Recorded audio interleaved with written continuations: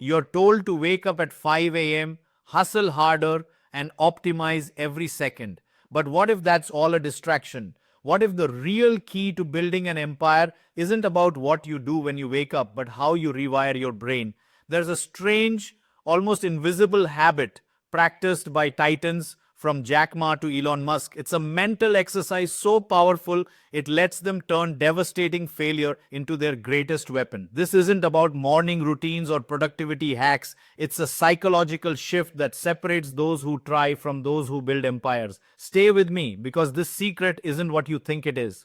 For years, success has been sold as simple: work harder than everyone else. The internet overflows with advice about waking before dawn, taking ice baths, and scheduling every minute. We hear about billionaires like Richard Branson or Tim Cook starting their days at unthinkable hours and think that's it. We assume copying their schedule will yield their results, but that's a dangerous trap, confusing correlation with causation. If waking at 5 a.m. made you rich, billionaires would be everywhere. Many of us have tried it, dragging ourselves out of bed, fueled by coffee, attacking to do lists. Yet, we often feel stuck, burning energy but going nowhere. It's the frustration of doing everything right without the promised results. The problem isn't your work ethic, it's your focus. While you manage your time, the real titans manage their minds. They're quietly using a deeper, more powerful mental habit that has nothing to do with alarm clocks and everything to do with how you deal with getting knocked down. To truly grasp this, look at Jack Ma, co founder of Alibaba. Today, he's a global icon, but his journey was built on an almost unbelievable amount of failure. He failed his college entrance exam twice. After finally graduating, he applied for 30 different jobs and was rejected by every single one. Let that sink in. He applied to be a police officer and was told, "You're no good." When KFC came to his city, 24 people applied, 23 were hired. Jack Ma was the only one rejected. He even applied to Harvard 10 times and was rejected every single time. For most, that level of rejection would be spirit crushing. It would feel like a clear sign to give up, aim lower, and accept an ordinary life. But Jack Ma saw it differently. He didn't see rejections as proof of failure. He saw them as training. He believed failure wasn't the opposite of success, but a critical stepping stone. This is the core of the habit, the conscious, deliberate act of reframing failure. Even after founding Alibaba, the failures continued. The company made zero profit for its first 3 years. When he launched what would become Alipay, people called it his stupidest idea. Yet, Ma persisted. He wasn't avoiding failure, he was using it. Every no, every setback wasn't a wall, it was a data point, information, a lesson. This is the strange habit in action. It's not fake optimism, it's a strategic mental move.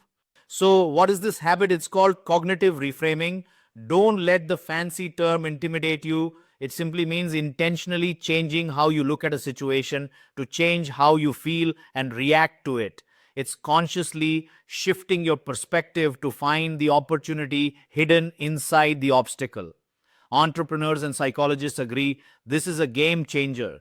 It's the ability to look at a failed product launch and see not a disaster but an expensive and invaluable market research study. It's seeing the loss of a client as a chance to find a better one who truly values your work. This isn't delusion or ignoring reality. Facts are facts. You lost the client, the product failed, you got rejected. Reframing is about changing the story you tell yourself about those facts. Jack Ma couldn't change KFC saying no, but he changed his internal narrative. Instead of "I'm a total failure," his story became "I'm building resilience, developing the mental armor I'll need for what's next." Successful people do this constantly. They don't see challenges, they see learning opportunities. They don't see high pressure situations as threats, but as chances to excel. This mental flip frees them from the fear and stress that paralyzes most people, allowing them to take smart risks and innovate while others retreat. Think of your brain as a computer with default negative settings.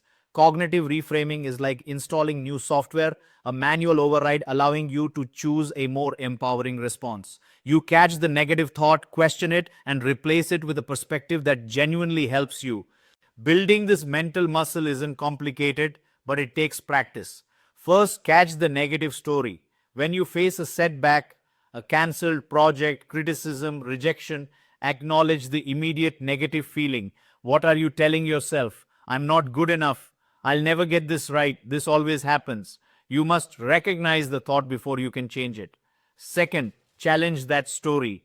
Interrogate that first thought. Is it 100% true? Are you really not good enough? Or did this one approach simply not work this one time? Is it true you always fail, or have you succeeded before? Separate the hard fact from the emotional drama. Jack Ma couldn't change being rejected for 30 jobs, but he chose a better story than I'm unemployable. Third, create a powerful reframe. This is the creative step. Find a new angle that turns failure into fuel.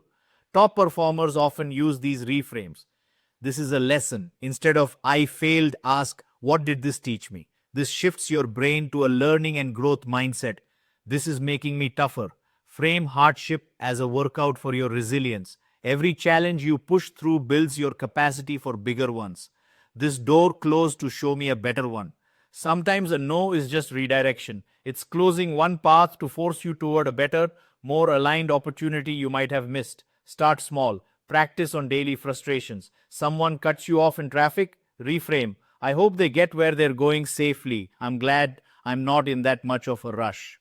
A colleague makes a mistake, reframe. This is a great coaching moment to make our whole team stronger.